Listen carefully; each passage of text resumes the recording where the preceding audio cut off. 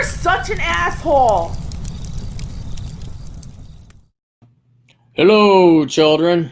AskConsulting.com. Strap yourselves in. This is long and meandering. Hi, I'm returning client here. Just want to get your opinion and advice on my current situation. I first wrote you in 2018 at the age of 23, 24, when I had only been truck driver for 2 years after leaving business school, having realized I did not want to work in the corporate world. The only reason I was attending was because it was essentially forced by my European parents. It was never in the realm of possibility for me to take the time to decide what I wanted to do. I even remember my parents using the fear of having to stay behind for the 5th year of high school to get me to apply to universities quicker.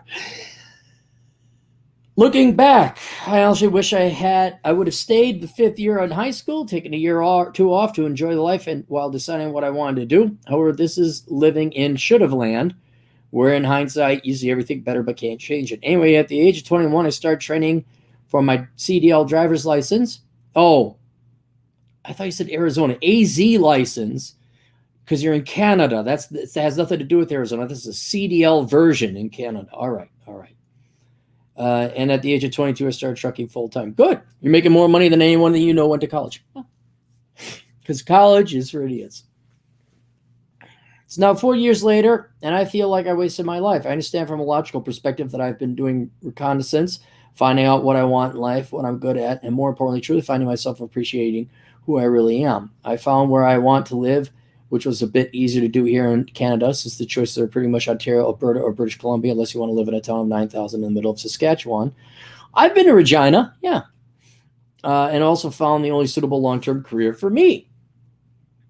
I decided that once it's time to settle down and start a family, about 10 years from now, I want to teach high school here in Ontario. Until then, I will continue to earn my 6 figs in trucking, investing for the long term, finishing my degrees in business and education, and above all, enjoy life. With this strategy, I sort of view teaching as a semi-retirement of sorts, as one works 12 to 14-hour days, 6 days a week for 50 weeks out of the year. Oh, I see. I was like, what teacher does that? You're used to working 12 to 14-hour days, 6 to 50 weeks out of the year. What will 30 hours a week, 9 months out of the year feel like? It'll feel like it's not a job, because teaching isn't a job. It's not a real one. It'll be painful when everyone's, we're not paid at all. We're teachers. We're the future. They'll also provide me the time to raise a family, give me a good amount of time off throughout the year to enjoy myself with friends and or family. Now, I know that you knock teachers, and for good reason, but I can honestly tell you the school system is much better here in Canada, and I mean that in every way. The experience is also rather good, if not great for most. Personally, I look at high school as the best time of my life, yet you are a student. However, everything I've seen and heard about the K-12 system in the U.S. leads me to believe that what you say about schools and teachers is true of the U.S. Yes, that is true. To be intellectually honest, it's what happens in the United States school system. But in general, I don't trust teachers or professors anywhere. Because it's not. It's you yourself. It's a retirement gig. It's the psychopaths who just think like they're the world's greatest people ever because they babysit children and indoctrinate them with leftist stuff. That's around the world.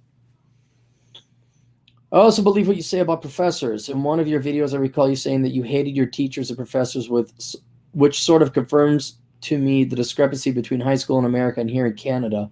I certainly hated my university professors too for countless reasons. Main one being they were arrogant fools with no life experience who were overpaid to act like our superiors. Yeah. So yes, I fully agree with you on that. But as far as high school went for me here and grade school, for the most part, I really enjoyed my teachers, except for maybe 1 or 2 pricks. The majority of my friends up here had the same experience.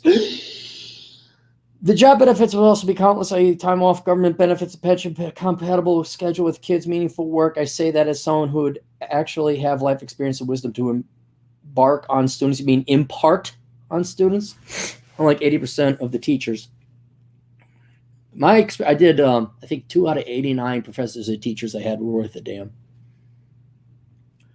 Maybe it's just my teachers, because I did have 2 professors. Maybe it's just, I think that was just college, or maybe K through 12. My main concern I could attribute to the discrepancy between my high IQ and my lower EQ. EQ is not a thing. That's not a thing. That's something dumb people made up to make themselves feel better because they're stupid.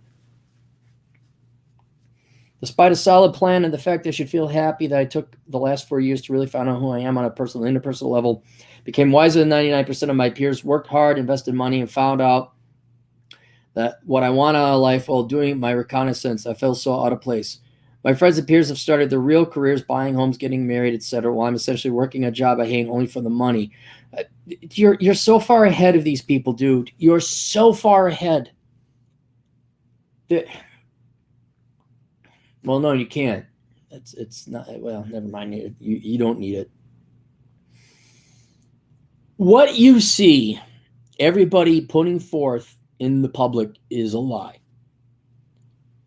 I have seen very fancy places. I've gone to very fancy suburbanite developments, and I got the skinny and the inside information, not only through people who live in these neighborhoods, but also working in banking, seeing financial statements. This married and the double income with the kids, these people are miserable. There are so few people that are happy. You should be thankful you are not those people getting married with their college debts and their kids and their wife who demands granite countertops. I don't care how good they say their life is. They are lying. They are lying. You're doing better. And it's an interesting philosophical or psychological puzzle or problem. Maybe it has no answer. Because even when you're doing great, you may not feel like you're doing great, or there is always more to do. Like right now, I should be just jumping up and down that this is my job and I get to go hiking in Utah tomorrow. But it's like, no. I mean, there's something like once you get it, you're excited when it initially happens, but then it's just like it settles back to normal. So I don't know the answer for you to be like jumping up and down, or at least to appreciate your position where you are so far ahead of these people. But I think it ends up becoming like a fact, like that's a microphone, this is a laptop. And once you've established that, like, yeah, I'm doing better than these people. That's been an achievement in the past. All the work that went into it was in the past. Now going into the future, what else is new? I guess is the novelty of something new. So you don't really care that you're doing better than your peers because maybe by your own standards you wish to achieve greater things, or you care to get to a different point in your life, and then maybe you think you'd be happy. But there's nothing I can do to get you to realize, one, that you're doing better than these people, and two, to celebrate that or appreciate it. They don't have real careers. You know what a real career is? Anything that pays. This technically is a real career. I'm a professional podcaster.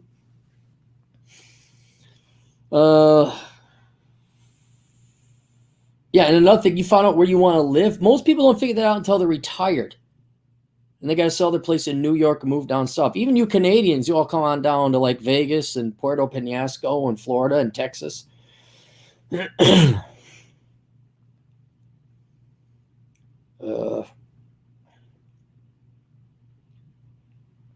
I feel so out of place. My friends and peers have started their real careers, buying homes, getting married, etc., while I'm essentially working a job I hate for the money. I think that the majority of them sort of just float through life and have never taken the time to decide what they want out of life, regards to career, living location, romantic partners, friends, and hobbies, but still can't help to feel the way I do. Yeah, just because you see the best part.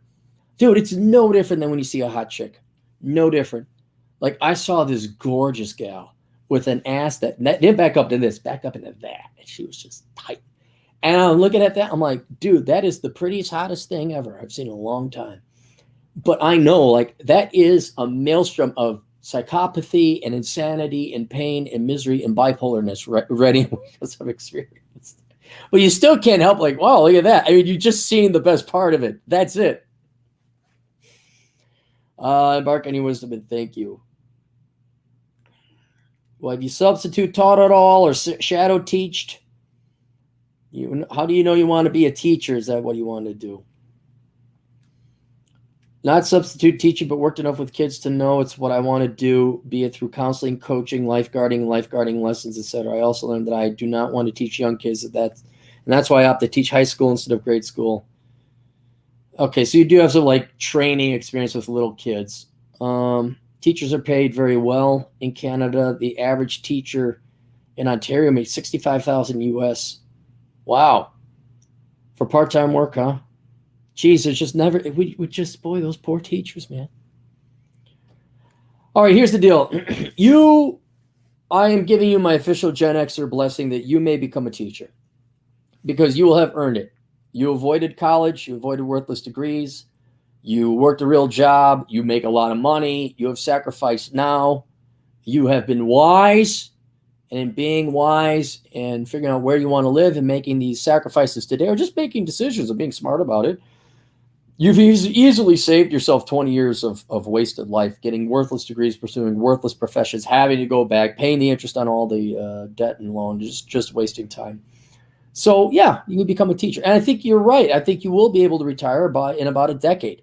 Like if you have this money, you live in your cab, yeah, you have every right. All I'm going to say, dude, is I'd recommend you start substitute teaching before you teach. Okay, before you embark, you go get some experience teaching, not training kids at the fire department where there's a bunch of big burly guys that'll beat your ass if you get out of line. Right? You go actually teach, see what it's like. All right?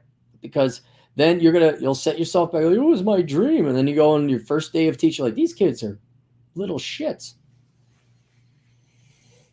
All right, there we go. Done with debt. You can check out the YouTube channel, Done with Debt, for $5. Don't trade a job you hate that pays for a job you'll hate that won't. So I wanted to do substitute teaching. I don't want to. Jesus, Fred, you get free drinks on the house, man. What's with the $10? Uncle is a retired teacher with platinum pension, but he votes Republican because he says we need to shrink the size of the public economy relative to the size of the private. I'm executor of will at 45%. Good, get his pension. Get that boomer money. Boomer money. Some rap artist that looks like a plastic brown doll. Why don't get that pension money? Boomer money. All right. See you guys later.